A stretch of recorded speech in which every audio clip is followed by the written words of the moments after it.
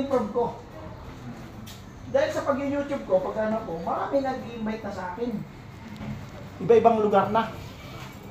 Fire.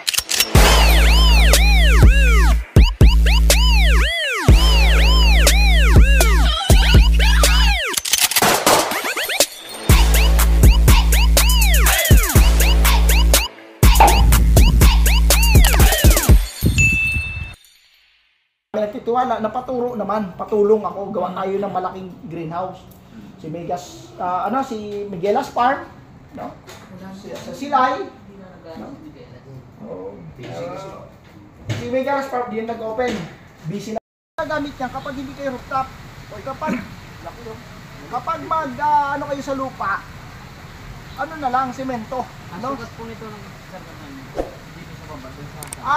kinuha ko lang kasi ang problema niya sa akin, dapat yan 32, baba 28. Kasi hindi pwede na 32 kasi yung tangke ko. Tinaas ko doon para maka-return pa yung sa tangke ko. Di ba? Kung sa lupa ka magtatanim yan, yun, pwede.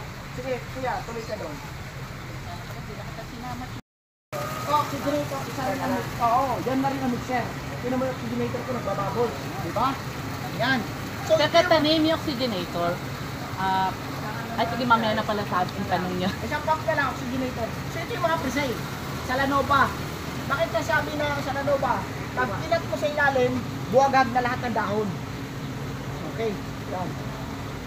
Okay na, nakita na to? Sasara ko na kasi nilulukot. Pagkano ng araw, lumot. Dito na, isa. Okay. Yan mali. Yan mali. Yan.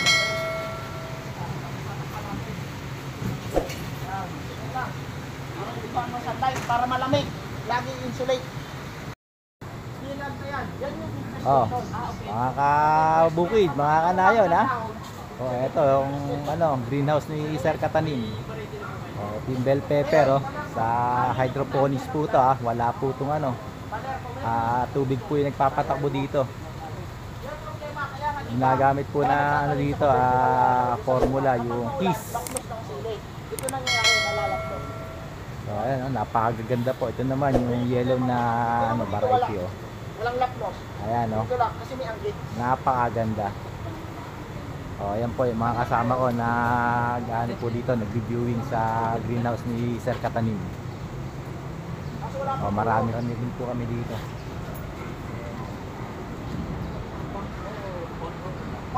Napakaganda nung sili Ayan Yes po. So, ready to harvest na to.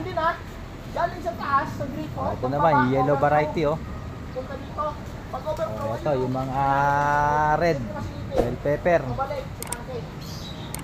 Napakaganda lalaki di ba? Orange ata. Pero dilaw pa Sana gumanda yung aking tanong. Ang lalaki ng sili Palermo daw yung variety ng sili na to nakakatuwa lang.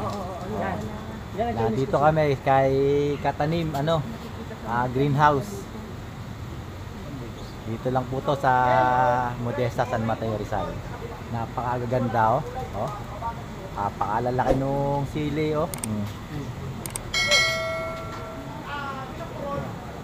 Hydroponics po to. Ang lalaki nung mga bunga ng Palermo na sili.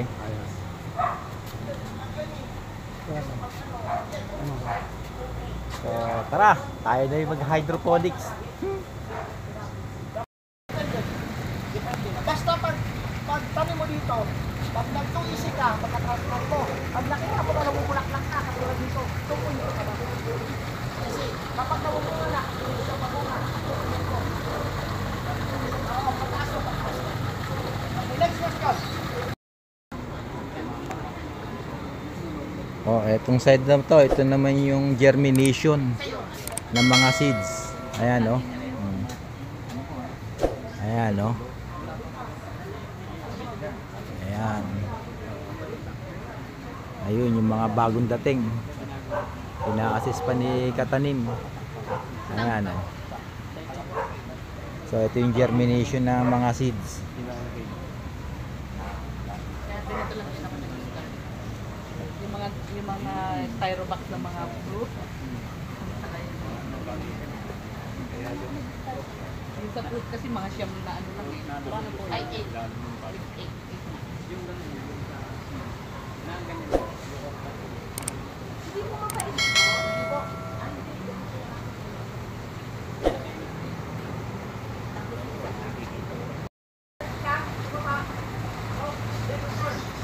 So yun guys.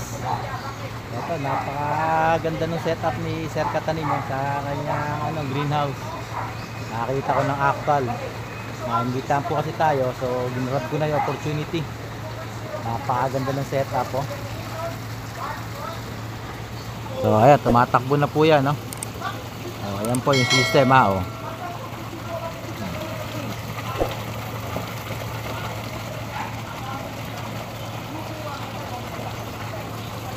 So ito yung mga kasama kong bumisita po dito sa greenhouse ni Sir Katanim. Okay?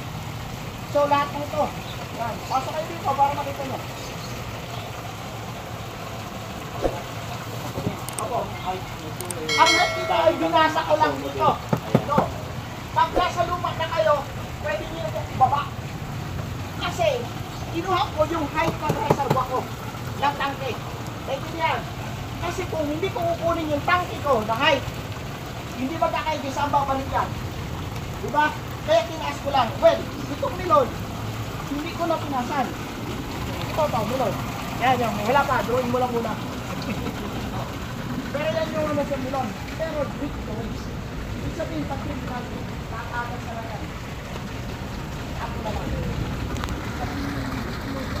Yes. Ayun guys. Napakaganda ng setup ng greenhouse ni Sir Katanim. So, po pwede po magaya to.